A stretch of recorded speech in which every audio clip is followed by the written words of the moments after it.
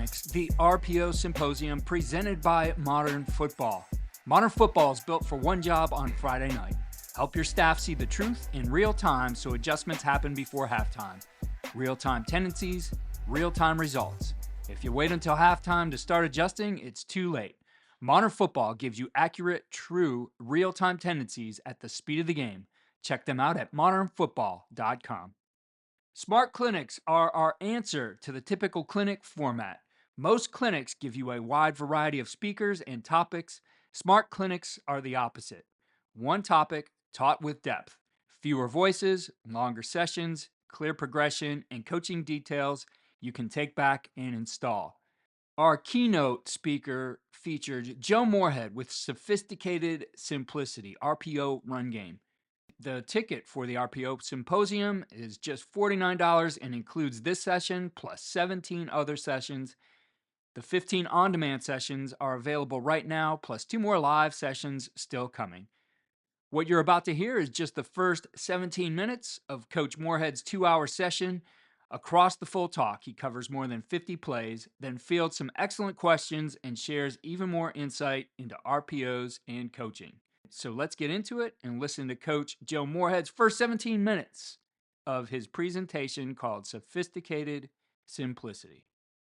Really excited about this idea. And those that have been signed up, before even tonight's session, there's 15 on-demand sessions. We put together a group of coaches that I personally have either coached against or clinicked with, guys that are actively, doing what we're talking about in this RPO world. So, the idea was to, live in this RPO realm, have a couple different perspectives on it, but to really dive deep. And like Keith said, to me, what I've always searched for in my career is, I've watched a ton of, Coach Moorhead's videos, and you try to piece things together. In this particular clinic, you're able to dive deep. You're able to get real answers. It's actual application to this information. We have an awesome lineup. You'll be hearing from, a lot of these guys the next couple nights. And like I said, there's 15 on-demand sessions available to everyone that they can watch at their leisure. Some people have probably watched them to this point, but they're up there for you. And then obviously we've got an absolute home run for a keynote speaker. It's somebody that I personally have learned a lot of football from without ever having met him in person. So I know I got my notebook ready tonight. And so to get this thing off, Coach Moorhead, he's had, all of his stops. He's been successful. UConn, Fordham, Mississippi State, Penn State, Oregon. He's the head coach at Akron now. And through the years, what I've noticed from my perspective as an outsider is systems are practical. They're constantly evolving. They center around players and specifically the quarterbacks. And what I've been able to kind of pick up from Coach is that true natural evolution that he has within his game, where each year and each, place he stopped at, it's a little bit different, but it all circles around what he believes in. And I personally think of Coach as the guru and OG in the RPO world. So I'm really excited to listen myself. Excited to have everyone in here. So without further ado, I don't think I missed too many of your stops, Coach Moorhead. Awesome. Thank you very much, Coach. Certainly want to express my appreciation to Coach Keith and to Coach Caleb for reaching out and asking me to be a part of the RPO Symposium and being a keynote speaker. I don't take that lightly. I'm always very humbled and honored to share my thoughts and insights with the coaching community, because I think, that's part of our mission, and we got to pay it forward. And I do a bunch of clinics every year, and I'm generally asked to speak on RPOs, but I'm definitely not a one-trick pony. We could talk a bunch of different things, but this is kind of my baby.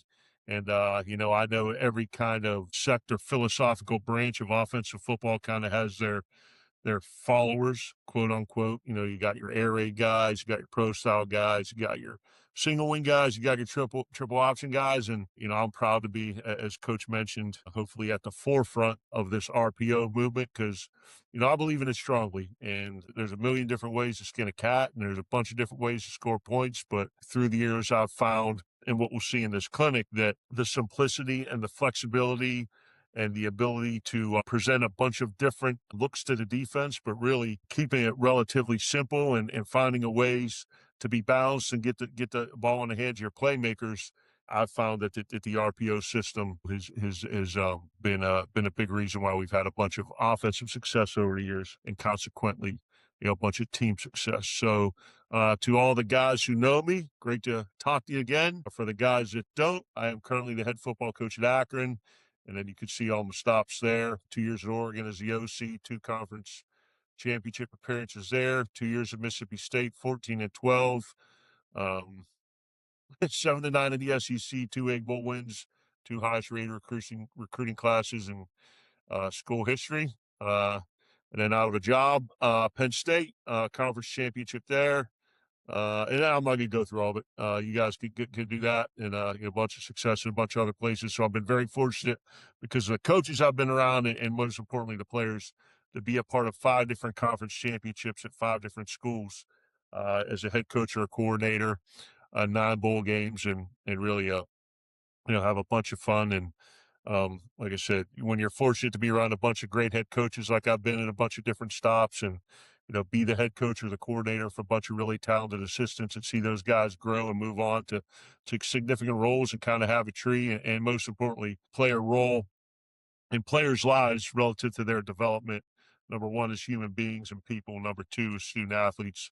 And number 3 is football players. Is kind of cool. And then, certainly as a head coach, a coordinator, a position coach, or the primary recruiter, to have this many guys be drafted and go on and, achieve their dream of playing at the highest level, it's really gratifying, and it's mostly because of their talent. But, our job as a coach is to help elevate, right? Leadership to me is defined as the ability to guide a person or group of people to achieve things they're not capable of doing on their own. So these guys certainly have the talent, and that's the primary reason. But I think our job is to put the players in position to be successful, maximizing their strengths and minimizing the things they don't do well.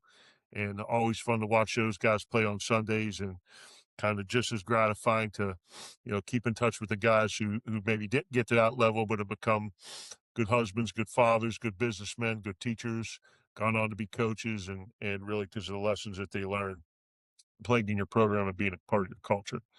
Okay, we're going to dive right into this thing here because, as you guys know, who've been a part of this or may not know, I love doing clinics. I love talking ball. I'm very passionate about it. And every time I set out to do this, I still get butterflies like it's the first day of freshman camp when I was a high school player. And I want this to be the best clinic that you've ever heard. And I've prepared that way. So hopefully everyone here gets their money's worth, because I'm going to pour everything I got into this thing. All right. So the definition of an RPO, kind of as it dates back, started running a base iteration of this system back in 2008 at Akron. My second year as a coordinator there. Went to UConn, where we were kind of hybrid RPO pro style.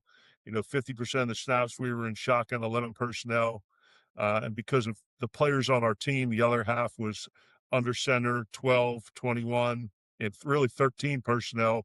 And we were able to line up and whack the ball at you. And then when I took the head job at Fordham, and as the head coach and play caller, at this point you have 51% of the vote, which means you're the majority stakeholder. So, I want to say do whatever the hell I want to do on offense. And that's really kind of where the foundation of what we do today was built. Along with that staff, had a ton of offensive and team success there. Was fortunate enough to take that thing over to Penn State, where we had a bunch of success there. Take it to Mississippi State as I kind of went through our achievements there, up to Oregon and now to Akron. Okay, so the just kind of, nuts and bolts of it, when you talk about like simplifying it to the, is this: we want to force defenders into making a quick decision. We want to have a fast break mentality. You probably won't be able to tell now, I was, believe it or not, a quarterback, and did play baseball in college and basketball in high school, and wasn't a horrible athlete, but did play a lot of hoops. In the fast break mentality of the drill we used to run, which is called 3-on-2, 2-on-1, you always want to have a +1 advantage in the RPO run game system. So we're looking for a fast break mentality of always striving to create 2-on-1s and 3-on-2s. Where we're +1 in the box or +1 on the back end.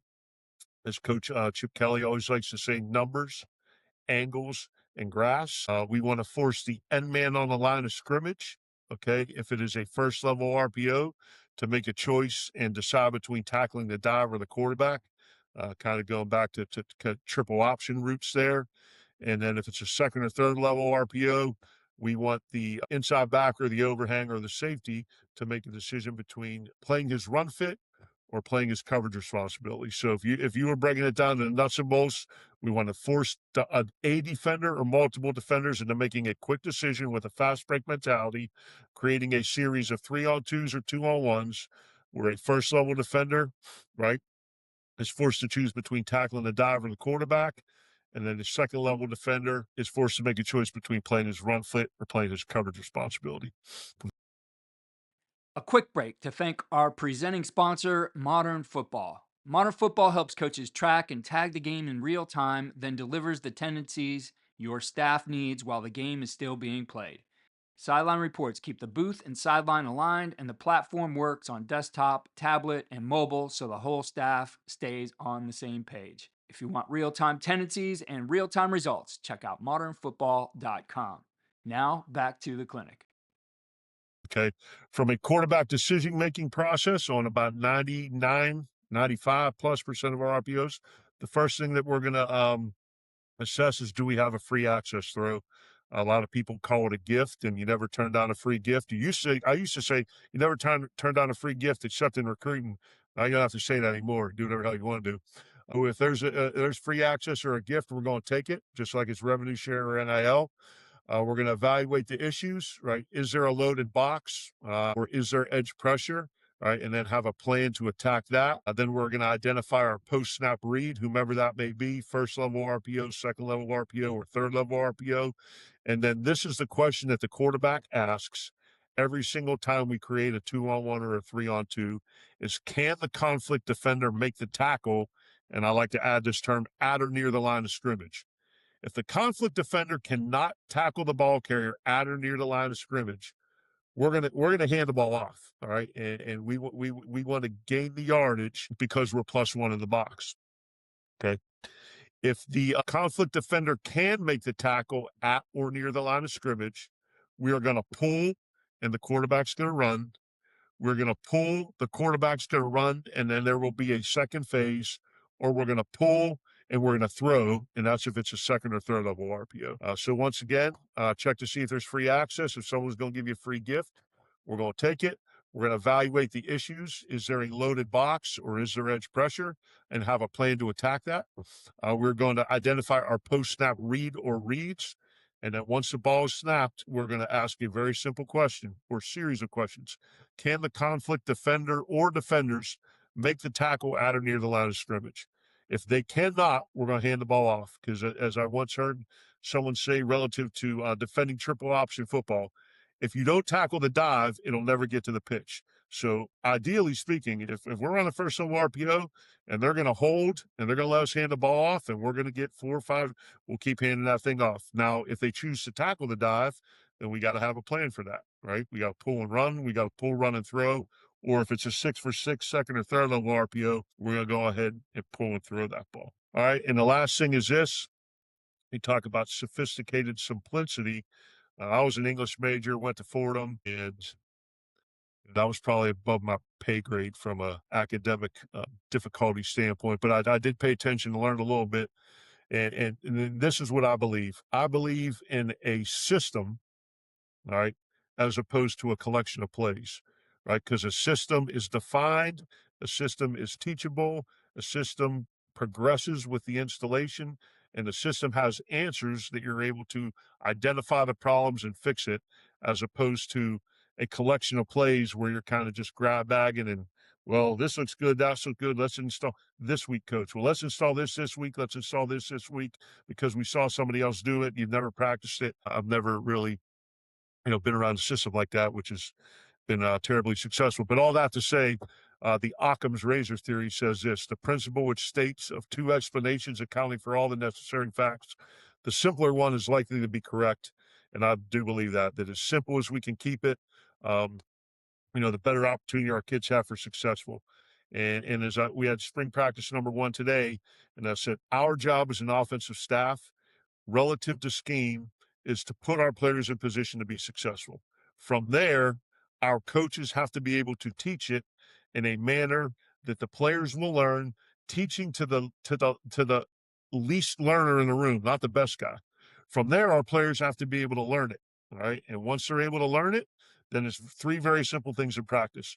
Are we competitive? Are we physical? And do we execute? And we will not have a play in our system if it doesn't meet four criteria. Is it sound? Can our coaches teach it? And then lastly, and most importantly, can our players learn it and execute it? Okay. So we talk about sophisticated simplicity. All right. And I always try to keep it, as Coach mentioned earlier, keep it fresh, talk about, different things. And I feel like as I've gone through the years, I've done so many of these damn things. I don't like to get repetitive, and I don't like, so I'm like, all right, what can we talk about this time that's something that I haven't done before, but still kind of, talks about now living in that RPO world. And I said, hey, let's do this. I'm going to talk about one formation. So tonight, every single play is going to be run out of what we call trio, which is 3-by-1 attached to the field. We can run 95% of our run game offense out of this one formation, right? There's a couple things you have to be in 3-by-1 attached to the field. But to me, when you talk about sophisticated simplicity and running a system rather than a connection plays, that we're going to go through 87 plays here, and every single damn one of them are out of the same formation. And we can line up in this formation and run our entire play game for an entire. Now, I don't think you'd want to do that because there's you find a way to defend this formation. But the fact that we can talk about one formation, that we're going to talk about 5 run schemes, 2 zones, inside and outside zone, some gaps, right? Counter dart, power sucker, and pin and pull, and then one back draw, 5 different run schemes, and then 10 variations off of those, right?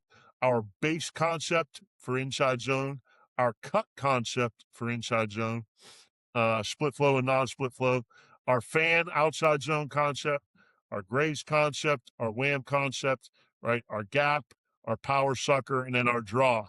That it really allows you to say, all right, these are the runs we're going to use. And then, okay, these are the variations based on can our 6 block their 6 or can our 5 block their 6 and have the 6th person be a read. And then we're going to talk about our different RPO tags. All right. So we got our running back tags. We got our 5 for 6 first and second level tags. We got our 5 for 6 second and third level tags. We got our 6 for 6 second and third level tags. And then we got our power sucker tag. So one formation, every play that we talk about would be run out of trio. 5 schemes. Are you a zone guy? Okay, we can do this all out of zone. Are you a gap guy? All right, we can do this all out of gap. Or do you run the draw? All right, and then within that, all right, 10 different variations of those plays, the zone, the gap, and the draw, and then 15 different RPO tags. And once again, Coach Kasperowicz, out of Pittsburgh, I know very well, tremendously successful coach, won a bunch of state championships. He has visited with us a bunch of times over the years. He referred to this as the Chipotle office, meaning like you go in there and there's not a ton of ingredients to get to pick from, but you can mix and match and kind of put them all together for the best possible combination. And I believe that. Not a ton of ingredients in what we do, but a lot of ways to mix and match to get the best recipe, so to speak. All right. Okay, so right now I'm actually, as we go through these 87 plays, and I don't know if we're going to get through all 87. Coach Keith and Coach Caleb will cut me when they're tired of hearing from me. This is the progression that we use in terms of the sequence of runs. So base runs onto the next run, onto the next. So not only are we seeing this relative to one formation, 5 runs, 10 variations, and 15 RPOs, but this is how, as we're going through spring ball, this is how we install this thing too. That was Joe Moorhead from Smart Clinics, the RPO Symposium presented by Modern Football. If you want the full experience, the ticket is $49 and includes this session plus 17 other sessions. You can start with the 15 on-demand sessions right now, then join us for the 2 remaining live sessions over the next 2 nights. Grab your ticket and get in. And again, thanks to Modern Football for supporting coach education and making this possible. If you want to see what real-time tendencies look like on game night, visit modernfootball.com. The link to Modern Football and the RPO Symposium ticket are in the description. Follow all we're doing at coachandcoordinator.com and follow us on X at Coach K. Grabowski.